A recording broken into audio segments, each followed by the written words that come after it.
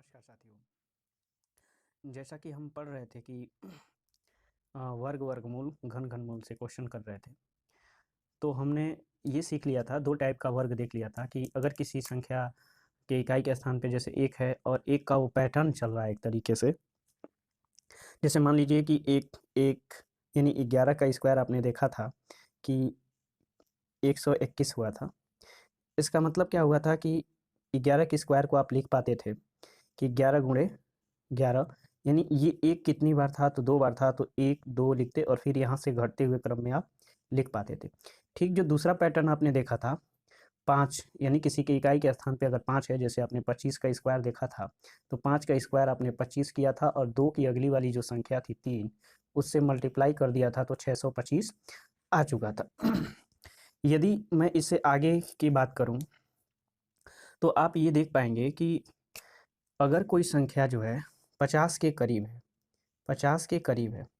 तो उसका वर्ग कैसे निकालेंगे। जैसे मान लीजिए एक संख्या है 52, तो हम ये देखने की कोशिश करेंगे कि 52 का जो स्क्वायर पूछ रहा है वो 50 से कितना अधिक है। तो 52 जो है 50 से 2 अधिक है, तो हम इस 2 का स्क्वायर करेंगे, यानी 2 का स्क्वायर जो होगा वह 2 अंकों में लिखना होगा, यानी 04। और ये जो 50 है ये 100 का आधा है, यानी इसका अगर मैं बेस देखूं तो 100 का जो आधा है वो 50 है और 50 का जो आधा है 25 है। यानी इस टोटल बात का मतलब क्या हुआ कि यदि आप 50 के करीब की संख्याओं का वर्ग निकालते हैं तो 25 पे आपको वह सभी संक्रियां यानी जोड़ घटाना करना होगा। यानी मैंने देखा कि 52 जो 50 से 2 अधिक है, इसका स्क्वायर किया तो 04 हुआ, और जितना अधिक है, कितना अधिक है तो 2 अधिक है, उतना मैंने 25 में जोड़ दिया तो मुझे वैल्यू प्राप्त हुआ 27, और 2704 52 का स्क्वायर हुआ। पुनः इस बात को समझेंगे कि मान लीजिए कि एक संख्या है 56 और इसका स्क्वायर किया गया, तो 56 का स्क्वायर किया गया तो ये 50 से 6 अधिक है, तो ये हो जाएगा जितना अधिक है, यानी 6 अधिक है तो 6 का स्क्वायर 36 हुआ, और 25 में हमको जितना अधिक होगा उतना जोड़ देना होगा, तो 25 में 6 जोड़ेंगे तो 31 36 जो होगा ये 56 का स्क्वायर हुआ। एक और क्वेश्चन को यदि हम देख लें तो मान लीजिए कि मैं 59 को लेता हूँ, 59 का स्क्वायर करता हूँ, 50 से 9 अधिक है, 9 का स्क्वायर हुआ 81, और 25 में हम 9 को अब जोड़ देंगे, 25 में हम 9 को जोड़ देंगे, जितना 50 से अधिक होगा उतना हम 25 में जोड़ देंगे, यानी कि 25 में 9 जोड़ा तो हमको जो वैल्यू प्राप्त हुई 34 हुई, यानी 34 81 59 का स्क्वायर हुआ। ठीक इसी तरीके से मान लीजिए कि यदि 50 से जो कम संख्या है, जैसे कि माना कि मैं 47 का स्क्वायर निकालना है, तो अब ये चेक करना होगा कि 50 से कितना कम है। तो 50 से अगर मैं देखूं तो 47 3 कम है, तो 3 का स्क्वायर ले लीजिए तो हो जाएगा 09, और 25 में जैसे अगर अधिक होता था 50 से तो आप जोड़ते थे, पुनः इसमें जो 25 से कम है, यानी 50 से सॉरी कम है, तो 25 से घटा दीजिए, यानी 50 से 47 जो है 3 कम है, तो अगर मैं देखूं 3 अगर 25 में से घटा देता हूं तो मुझे वैल्यू मिल जाता है 2209। मैंने क्या किया, 50 से 3 था, 3 का स्क्वायर 09 और 25 से 3 घटा दिया 22। जैसे एक और देखेंगे हम कि मान लीजिए कि एक संख्या है 42, और 42 जो है इसका स्क्वायर निकालना है, ये 50 से 8 कम है, तो 8 28 64 हुआ, 25 में से 8 घट जाएगा तो ये 17 हो गया, यानी 17 64 42 का स्क्वायर हो गया। तो अभी आपने क्या समझा कि जो 50 के करीब की संख्याएं हैं उनका हम स्क्वायर कैसे निकालेंगे। 50 से जो अधिक होंगी उतनी संख्या का स्क्वायर निकाल के 25 में जोड़ देंगे, 50 से जो संख्याएं कम होंगी उतने का स्क्वायर निकाल के हम 25 से उतनी संख्या को घटा देंगे।